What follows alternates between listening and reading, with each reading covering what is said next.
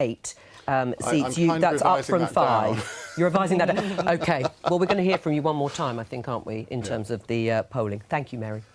Now, let's go back to our breaking news that the Tower Hamlets Mayor Lutfur Rahman has been found guilty of corrupt and illegal practices by an election court judge. The judge said that Mr. Rahman had driven coach and horses through local authority law. He had played race and religious cards, and on the polling day there had been considerable disquiet. The man who's been across this story from the start is the BBC's London political editor, Tim Donovan. Tim Donovan, this is quite a damning judgment, isn't it, from the judge? It certainly does appear to be. The election commissioner, Richard Morbury, is still giving this judgment, I'm told. It's about 200 pages long, and he's giving this at a hearing at the High Court. But this was the second mayoral term won by this independent figure, Lutfur Rahman, formerly a member of the Labour Party, of course, before he fell out and before he first won the mayoral election in the borough of Tower Hamlets.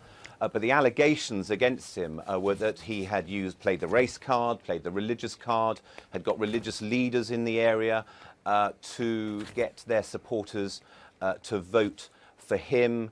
He was accused of having accused his Labour opponent, John Biggs, of racism. There was all manner of complaint after the election last year about intimidation outside the polling booths and a sense of intimidation that continued at the count. It was a count that was delayed for ages as well. And this case had been brought by 4 local people called petitioners.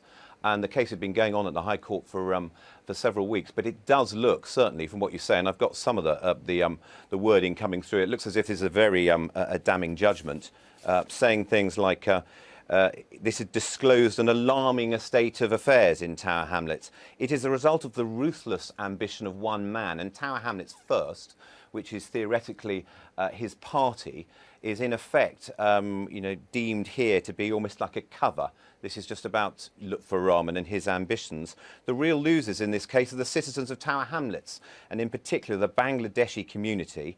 Their natural and laudable sense of solidarity has been cynically perverted into a sense of isolation and victimhood. It does look as if it's a very damning judgment. And to be clear, from what I've seen from the court, what is decided here, this election is deemed void, will have to be rerun, and Lutfur Rahman, for one, will not be allowed to take part in it. Tim Donovan, this story will obviously develop as the day goes on. Thanks for marking our card at this stage in it. Let's go back to the breaking news that's been happening while we've been on air from Tower Hamlets, that the mayor there, Lutfur Rahman, has been found guilty of corrupt and illegal practices by an election court judge. Now, joining me is the leader of the Conservatives now on Tower Hamlets Council, Councillor Peter Goulds. Welcome. Can I have your reaction to the judge's verdict on the mayor? I'm absolutely delighted that at last he has been brought to task for what he has done. There are several things we need to look at. One was the ongoing electoral malpractice, which has been a blight on the London Borough of Tower Hamlets for many years now. But secondly was his conduct in running the council, veiled in secrecy and designed to benefit his supporters and nobody else.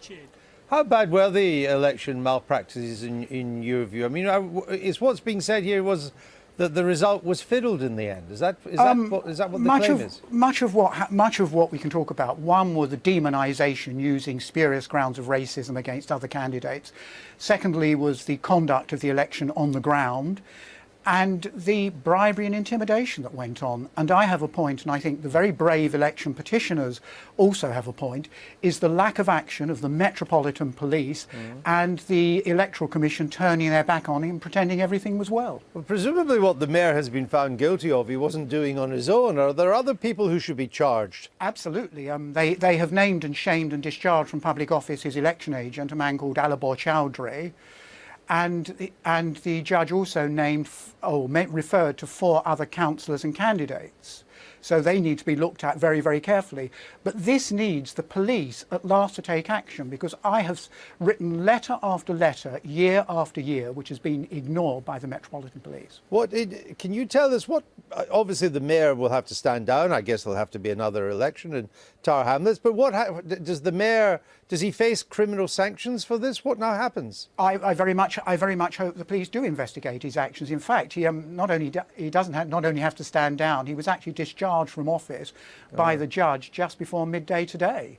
So we now have an election underway because the returning officer will go back and put up the notice of election to call for new elections, which will probably take place on the first or second week in June.